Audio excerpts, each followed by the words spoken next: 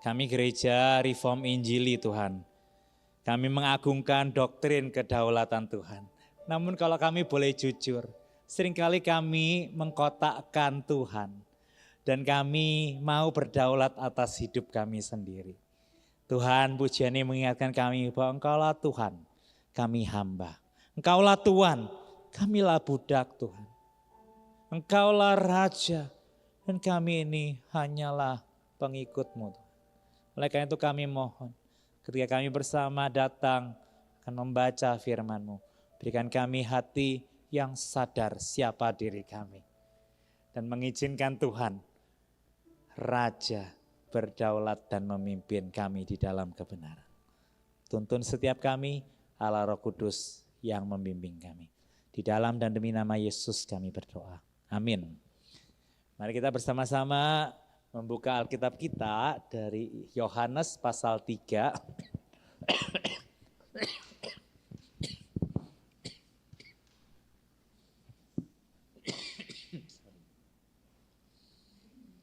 Ayat 1 sampai 8 dilanjutkan ayat yang ke-16. Yohanes pasal yang ketiga ayat 1 sampai 8 dilanjutkan ayat yang ke-16. Kita membaca silih berganti, kemudian ayat 16 kita baca bersama ya. Saya akan membaca ayat ganjil, percakapan dengan Nikodemus. Adalah seorang Farisi yang bernama Nikodemus, seorang pemimpin agama Yahudi.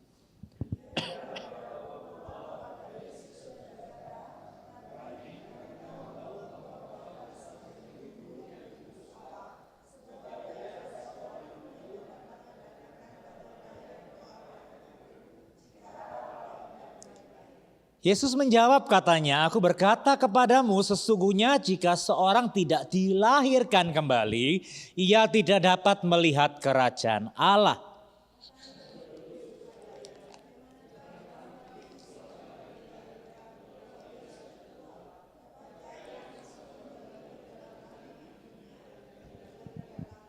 Jawab Yesus, aku berkata kepadamu, sesungguhnya jika seorang tidak dilahirkan dari air dan roh, ia tidak dapat masuk ke dalam kerajaan Allah.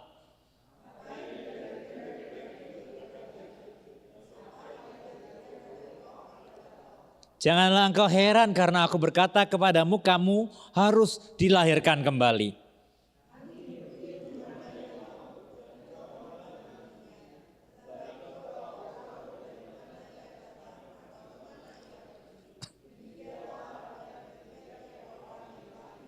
Ayat 16 kita baca bersama 1, 2, 3.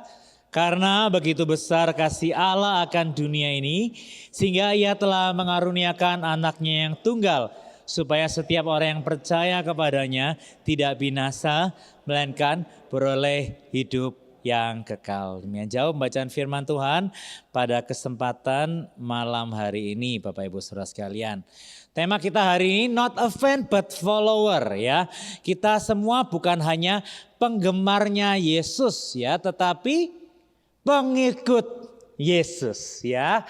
Apa bedanya penggemar dan pengikut? Kalau kita ngelihat orang-orang yang ngefans sama artis idolanya itu ya, gitu ya, teriak-teriak, jerat-jerit gitu kan, pakai kaosnya, Kalau Kristen apa? Kalau penggemarnya Yesus pakai kalung salib, ya kan, anting-antingnya besar, ada salibnya panjang sampai ke bawah, ya kan. Jadi biasanya pakai aksesoris, wah gitu. Ada yang ngefans sama Aaron Kwok Fujen, baru dari Jakarta, ada yang tahu? Di depan GM itu saya lihat ya. Aaron Kwok, Pak Sindiong ngefans Aaron, nggak tahu lah. Gak tahu Aaron Kwok Pak, dulu lagu gereja terus Pak Sindiong ya. Aaron Kwok datang ke Jakarta, padahal sudah lama nggak denger ya. Tapi fans-fansnya masih datang rame yang nonton itu ya. Jerat-jerit, kemudian beli tiket dan lain sebagainya ya kan. Itu fans ya, ngefollow di Instagram, di Facebook gitu ya. Ngikutin sekarang ya, kok gak merit gak sih? Gak tahu, saya gak fans sama Fujen ya. Tapi fans itu biasanya seorang yang menggandrungi ya. Tapi bedanya sama follower atau pengikut, orang yang follow itu kehidupannya diubahkan oleh siapa yang dia ikuti. Ada perubahan hidup yang nyata, bukan hanya satu hari jerat-jerit, teriak-teriak pakai aksesoris, bukan. Tapi kepengikutannya itu memberikan perubahan hidup yang nyata di dalam hidupnya. Dan kalau kita melihat tentang Yesus, Yesus sebenarnya fansnya banyak. Ya, kita pernah dengar Mahatma Gandhi itu ngefans loh sama Yesus. Ya enggak sih? Aku kagum sama Yesusnya, tapi bukan sama orang Kristennya. Kalau fans itu banyak. Dan kalau boleh jujur, di gereja banyak enggak fansnya Yesus? Banyak enggak Bapak Ibu? Banyak. Tapi followernya Yesus banyak atau enggak? Wah ya, fansnya banyak pagi Natal Paskah. Kaget ya Bapak Ibu, berapa kemarin disediain konsumsi Sanjian All. Ya. Kurang konsumsinya, wah bingung ya kan. Padahal dihitung-hitung di warta, di total kok ini fans dari mana nih ya datang ya. Ya mungkin biasanya online ya, saya nggak mau ngeritik ya. Tapi maksudnya biasanya banyak orang Kristen yang istilahnya datangnya Natal Paskah gitu ya. Mungkin berkatnya lebih banyak kalau Natal Paskah ya. Kalau minggu-minggu biasa mungkin berkatnya kurang banyak ya. Jadi fans itu banyak. Bahkan di zaman Yesus hidup sekalipun sebenarnya Yesus tuh fansnya banyak. Gimana enggak kita tahu cerita Yesus memberi makan berapa orang? 5.000 laki-laki. Belum perempuannya, belum kalau anaknya dicangking. Wah itu guru yang cuma melayani sekitar 3 tahun tapi followersnya udah segitu. Ya enggak sih? Luar biasa kan? Luar biasa. Tetapi apakah Yesus tertarik mempertahankan fansnya? Ya, apakah Yesus tertarik? Di Amanat Agung apakah Yesus berkata, pergilah jadikanlah semua bangsa fansku. Jadikan mereka penggemarku. Enggak, tapi Yesus berkata, jadikan semua bangsa muridku. Seseorang yang belajar akan kehidupan Yesus dan kehidupan Yesus mengubahkan hidupnya. Kehidupannya mirip meneladani Yesus. Jadikanlah semua bangsa muridku. Ya, Yesus nggak cari para fans, tapi Yesus itu cari follower, orang-orang yang sungguh-sungguh mau menjadi murid. Dan kalau kita membaca Injil Yohanes ini menarik. Kalau kita ngelihat di Yohanes 6, ya banyak orang yang ikut Yesus kenapa? Karena dapat ciak-ciakan ya, dapat makan moro-moro. Mesti keimangan gitu ya, kayak di Song Jingkawe selalu ada makanannya. Gitu ya, itu melakukan perintah Yesus ya, memberi makan kepada banyak orang ya. Jadi banyak orang yang waktu itu juga mengikuti Yesus karena apa? Mesti ada makannya gitu ya. Jadi mereka ikut itu, rame rombongan jalan-jalan ya kan. Tetapi yang menarik kalau kita melihat Yohanes 6, ketika Yesus berbicara tentang roti kehidupan dan menekankan kebenaran, Yesus tidak segan-segan mengusir orang-orang yang datang hanya karena cari makan. Yesus bilang kalau kamu cari makan pergi. Aku tahu motivasimu kamu ikut aku cuma cari makan. Diusir loh sama Yesus ini ya. Karena mereka nggak bisa menerima firman yang keras. Mereka nggak mau dididik. Mereka nggak mau menerima kebenaran itu. Mereka memilah mana yang mereka mau dengar. Dan mereka nggak mau untuk melakukan hal yang susah. Wah memikul salib. Enggak. Dapat makan, ya. Jadi Yesus nggak tertarik sama fans itu. Dia mencari murid yang setia, murid yang sungguh-sungguh. Di antara banyak penggemar Yesus, salah satu fans Yesus adalah Nikodemus. Nikodemus adalah seorang yang saya rasa kagum sama pengajar Yesus. Siapa Nikodemus? Nikodemus adalah orang yang terpandang di dalam kabinet orang Yahudi. Dia termasuk pemimpin, salah satu pemimpin di dalam keagamaan Yahudi pada waktu itu. Sehingga kalau kita melihat dia adalah orang yang dikenal oleh banyak orang. Sehingga namanya dipakai ketika Yohanes menuliskan. Jadi Nikodemus ini saya duga sebelumnya mendengar pengajaran Yesus. Dan kemudian ia mendatangi Yesus. Pengen tanya-tanya gitu ya. Itu ngefans gitu. Karena nggak ada guru yang mengajar seperti Yesus. Itu kesaksian penulis Injil. Nggak ada guru pada waktu itu yang mengajar dengan kuasa seperti Yesus. Dan Nikodemus itu salah satu yang ngefans ya. Katanya datang diam-diam ya. Malam-malam datang, Yesus, Yesus gitu ya, tok tok tok gitu ya. Tanya-tanya tentang pengajaran Yesus gitu ya. Dia tanya bagaimana ini dan itu gitu, bagaimana orang bisa dilahirkan kembali, bagaimana. Jadi Nikodemus adalah seorang yang sangat-sangat ngefans sama pengajaran Yesus. Dan dia pengen punya banyak pertanyaan, dia tanyakan kepada Yesus di dalam pasal yang kita baca hari ini. Namun apakah Nikodemus ini mau menjadi murid Yesus pada waktu itu? Enggak ya. Karena agaknya dia datang malam-malam, beberapa komentator berkata dia agaknya tidak mau ketahuan. Kalau dia itu mengagumi Yesus ya. Kenapa? Karena dia juga tokoh penting. Dia juga punya pengikut, dia juga punya reputasi.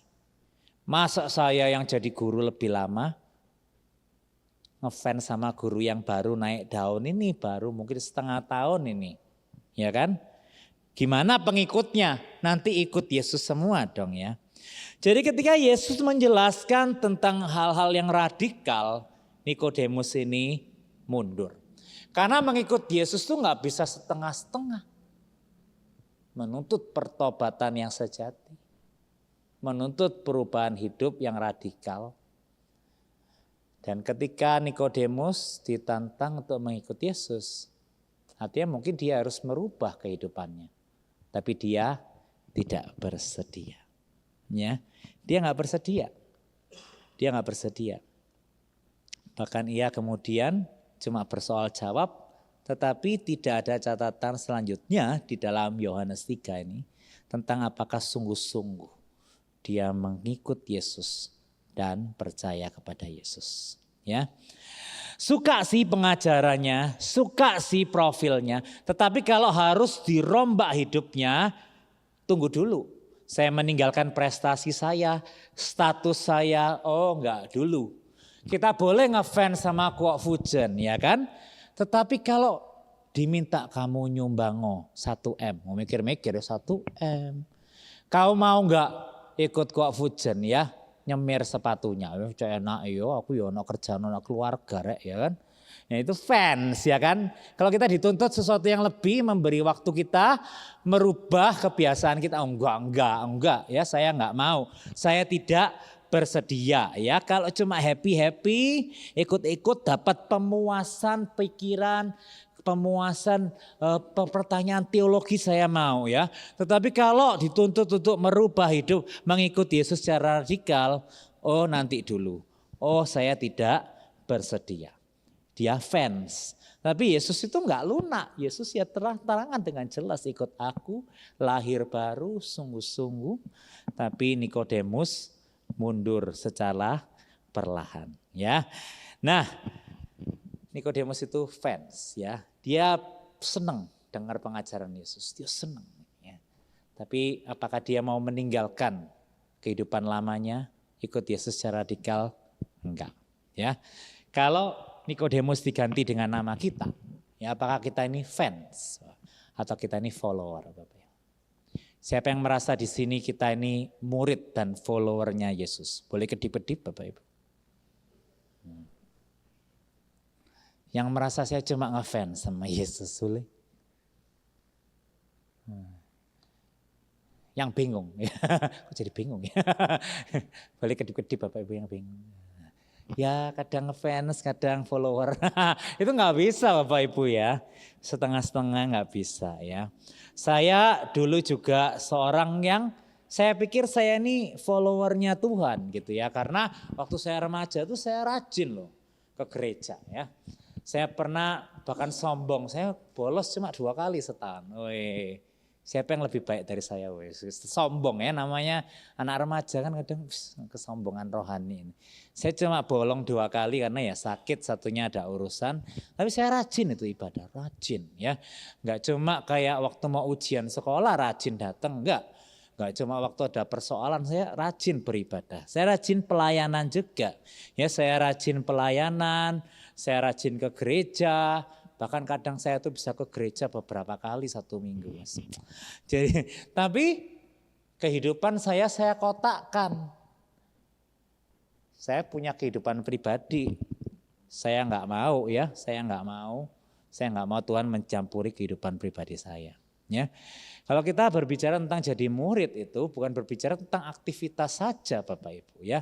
Ke gereja hafal ayat, oh aku hafal ayat loh. Coba tesen aku, liangpek, wah 200 ayat aku hafal ya kan.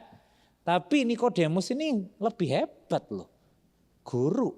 Orang Yahudi itu hafal kitab Taurat loh Bapak Ibu, kitab Musa nih paling enggak 5 kitab itu hafal Bapak Ibu. Ya. Bukan masalah hanya hafal, tahu, dengar, ya. Bukan tentang itu. Bukan hanya ikut aktivitas dan lain sebagainya, tetapi kehidupan yang diubahkan secara radikal mengikut Tuhan. Saya diam-diam punya dosa, ya. Saya sombong, saya suka bohong gitu ya. Saya dulu waktu remaja suka bohong Bapak Ibu ya. Karena siapa? Karena papa saya. Biasanya nyalain papanya ya toh. Jadi waktu kecil itu kalau ada telepon kring kring kring gitu. Papa saya suruh saya angkat. Bilang papa nggak di rumah gitu ya. Tangkap ya papa bilang papa nggak di rumah gitu ya. Jadi lama-lama kebiasaan. Terus papa sama mama saya itu kalau janjian itu selalu kayak gini. Saya di mobil sama papa janjian di TP. Mama telepon sampai mana gitu ya. Bambu runcing padahal baru berangkat itu. Bambu runcing ya kan. Bohong gitu. Saya remaja akhirnya nggak tahu kayak ngikut gitu nggak sih. Kalian pernah nggak sih? Kok aku mirip papaku. Padahal nggak suka gitu. Tapi kayak bisa jadi beberapa hal ngikut. Ya yang baik juga ada lah ya. Jadi papa saya yang baik itu kalau misalnya dia masuk ke kompleks perumahan. Datang ke satpam itu dia selalu matiin lampu. Supaya satpamnya nggak silau. Nah sampai sekarang saya lakukan itu tanpa sadar, ya otomatis gitu. Ya, supaya satpamnya nggak silau. Tapi kadang nggak dibukain ya, satpamnya mikir kalau ada mobil gitu ya. Tapi ya itu kebiasaan baik. Tapi saya waktu remaja suka bohong gitu. Kalau janjian sama teman sampai mana? Bambu runcing gitu ya. Padahal baru berangkat. Kok lama? Ya cari parkir. Padahal masih di bambu runcing ya kan. Terus habis itu kok parkirnya lama nggak dapat parkir ya. Alasan kebohongan satu demi kebohongan yang lainnya ya. Jadi gampang sekali bohong. Bohong itu seperti latah gitu. Dan saya merasa kayak ya saya tetap beribadah dan lain sebagainya. Ini kehidupan yang setengah-setengah. Sampai saya sungguh-sungguh kenal Tuhan, Tuhan sungguh-sungguh kayak nggak bisa setengah-setengah. Ini jadi anak Tuhan nggak bisa setengah-setengah. Cuma milih mau yang enak, mau yang baik, tapi nggak mau meninggalkan dosa dan hidup baru. Ya, saya dilatih sama Tuhan, ditrain sama Tuhan. Ya, beberapa kali saya merasa jadi orang yang jujur itu bukan masalah satu hal. Tetapi itu satu virtue yang saya harus lakukan dalam semua aspek kehidupan saya. Misalnya di dalam studi, ya saya harus belajar jujur. Saya termasuk anak yang mungkin berprestasi lah di sekolah ya. Jadi guru saya tuh murah nilai sama saya. Lek temanku itu ya, salah gitu, nol bebek gitu ya. Kalau saya tuh masih dikasih ongkos tulis gitu ya. Jadi karena kan ini gak mungkin ini salah, mungkin ini maksudnya dia mungkin ini gitu. Jadi baik guru saya itu ya. Tapi benar-benar kadang-kadang tuh benar-benar salah tapi dibenarkan gitu. Jadi itu training saya belajar jujur bukan cuma ngomong tapi juga di dalam studi. Nah saya bergumul Bapak Ibu karena saya ini anak beasiswa. Kalau ini saya jelek itu juga saya gak dapat beasiswa kan. Jadi saya kayak wah ini jujur atau enggak, Tapi udah kenal Tuhan. Saya gelisah, akhirnya saya datang sama dosen, sama guru, Pak, Bu, saya ini kelebihan, mestinya ini saya salah ya, mestinya saya cuma 8 bukan 100. Rela nggak Bapak Ibu, rela nggak? Rela ya nggak rela. Kadang ada dosen yang kayak, ya ini nilai kejujuran, dikasih Bapak Ibu. Tapi kadang ya enggak loh Bapak Ibu ya kayak nyesek gitu akhirnya harus belajar lebih giat. Tapi itu saya belajar ya. Saya belajar juga waktu sama mantan saya, sama pacar saya ya. Kadang tuh bohong itu langsung keluar gitu. Tapi saya kayak gelisah, setelah saya punya Roh Kudus dalam hati saya tuh gelisah gitu. Saya merasa kayak Tuhan nggak boleh ini. Saya ngomong sama dia, sorry tadi saya bohong, mestinya gini-gini. Enak nggak Bapak Ibu? Gak enak Bapak Ibu. Kayak jilat ludah gitu, lidahnya sendiri kayak gengsi gitu, apalagi ini ya gengsi gitu, kayak mengakui saya ini punya kelemahan, saya ini bohong. Tapi itu cara Tuhan train saya pelan-pelan Mulai dari yang gampang bohong gak mikir, kemudian mikir tapi bohong, ya kan? Mikir terus gak bohong. Jadi Tuhan melatih saya bertahun-tahun untuk meninggalkan dosa. Dan banyak hari ini kita semua juga mungkin bergumul di dalam dosa masing-masing Bapak Ibu. Saya seringkali mikir, saya kan gak narkobaan, saya kan baca buku rohani, ya kan? Saya gak minum minuman keras, saya cukup baik lah, saya orang Kristen yang baik. Tapi mengikut Tuhan itu menuntut perubahan yang total di dalam kehidupan kita. Kehidupan yang kita serahkan sepenuhnya, bukan kotak-kotak tertentu yang kita kasih ke Tuhan. Banyak orang Kristen kalau hari Minggu ibadah, untuk Tuhan, ya. Tapi lek pekerjaan, Tuhan aja melok-melok ya. Pekerjaan Tuhan gak melok-melok ya. Ya, Tuhan gak melok. Tuhan ingetin itu gak bersih ya. Oh, enggak Tuhan bersih ya, dibersihin depannya ya, bersih ya. Kita sering mengkotak-kotakkan kehidupan kita, padahal no. Ketika kita menjadi pengikut Yesus, totalitas semua aspek hidup kita serahkan sama Tuhan. Jatuh bangun bergumul gak sempurna, iya pasti. Tetapi kita berjuang memberi seluruh hidup kita kepada Tuhan.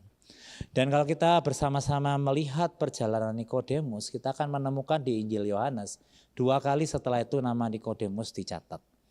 Mungkin di pasal 3 ini dia belum rela menyerahkan semuanya. Di pasal ke-7 ayat 50 sampai 51, Nikodemus pada waktu itu ketika Yesus dibahas di dalam Dewan Sanhedrin, Nikodemus melakukan pembelaan kepada Yesus. Satu step proses ya. Tapi yang menarik adalah di akhir daripada Injil Yohanes, ketika Yesus itu diturunkan dari salib, Nikodemus adalah salah satu nama yang dicatat memberikan minyak, mur dan gaharu, memberikan penghormatan kepada Yesus. Di saat para murid lari ketakutan, dan titik itu Nikodemus mengerti. Yohanes 3:16. Di titik itu dia paham kasih Allah yang besar akan dunia ini. Sehingga ia mengaruniakan anak yang tunggal, supaya setiap orang yang percaya kepadanya tidak binasa, melainkan beroleh hidup yang kekal. Saya rasa di momen itulah Nikodemus melihat pemberian diri Yesus kepada orang-orang berdosa. Dan kalau kita melihat catatan sejarah, Nikodemus adalah seorang yang dikenal dalam gereja mula-mula, dan kemudian mati menjadi martir bagi imannya kepada Yesus. Dari seorang yang fans, hanya pengen tahu kebenaran, hanya mengagumi Yesus dari jauh. Tapi Nikodemus memberikan dirinya, percaya, melayani, bahkan mati bagi Yesus. Menjadi follower dan murid Yesus yang sejati. Dalam aspek hidup apa Bapak Ibu yang kita masih sembunyikan dari Tuhan? Dalam aspek hidup apa yang seringkali kita merasa kayak kita gak melibatkan Yesus di sana? Dalam hal apa kita masih menikmati dosa dan mentolerir kelemahan kita? Mau gak kita hari ini datang sama Tuhan? Tuhan, saya mau 100% hidup untuk Tuhan. Tuhan, gak ada aspek hidup yang aku gak mau Tuhan ada di dalamnya. Setiap aspek hidupku, pekerjaan, pelayanan, kehidupanku pribadi berjuang meninggalkan dosa, bahkan keluarga. Aku mau strive, jatuh bangun, 100% kasih buat Tuhan. Biarlah Tuhan menjumpai kita setia di akhir hidup kita, hidup menjadi murid Yesus yang sejati dan memuliakan namanya. Mari kita berdoa di hadapan Tuhan, kita datang di hadapan Tuhan. Mungkin secara aktivitas rohani, kita mencentang semuanya. Kita LD, kita datang doa malam, kita datang beribadah. Kita ikut persekutuan Filemon, kita ikut persekutuan KW, kita ikut persekutuan Songjing, kita ikut doa Sabtu. Tetapi menjadi pengikut Yesus bukan berbicara tentang aktivitas rohani. Maka kita hari ini datang kepada Tuhan, Dan kita tahu, kita mohon Tuhan ampuni. Kalau selama ini aku hanya mengira Tuhan udah oke hanya aku dengan melakukan aktivitas rohani. Sedangkan yang Tuhan mau adalah seluruh hidupku yang aku bawa di mezbahmu Tuhan. Kalau ada hidup kita yang belum berkenan di hadapan Tuhan, entah amarah kita, dosa, emosi kita, hal-hal yang tidak kudus yang kita nikmati, iri hati, dan setiap dosa kita bawa kepada Tuhan. Tuhan, aku gak mau setengah-setengah ikut Tuhan. Aku mau meneladan Tuhan dengan sepenuhnya. Bawa dengan penuh pertobatan kepada Tuhan. Yang kedua, Tuhan tidak mencari orang yang sempurna. Mungkin saat ini kita belum menyerahkan pekerjaan kita kepada Tuhan sepenuhnya. Masih ada beberapa hal kita lakukan dalam area abu-abu. Mau gak kita bilang, Tuhan, aku mau berproses agar pekerjaanku juga memuliakan nama Tuhan. Tuhan kasih aku hikmat kreativitas. Tuhan buka jalan yang perlu Tuhan buka. Agar melalui pekerjaanku Tuhan diperkenan. Dan Tuhan senang melihatnya. Kalau mungkin di dalam kehidupan keluarga, kita belum juga melibatkan Tuhan. Kita seringkali melibatkan dan mengandalkan pikiran kita. Dan kita tidak pernah menyebut nama Tuhan tengah-tengah keluarga kita. Mari kita datang. Kita bilang, Tuhan, aku mau juga keluargaku. Tuhan berdaulat penuh. Tuhan hadir. Tuhan memberikan pertumbuhan. Mari berdoa secara pribadi di hadapan Tuhan. Katakan, Tuhan, aku mau 100% hidup mengikut Tuhan.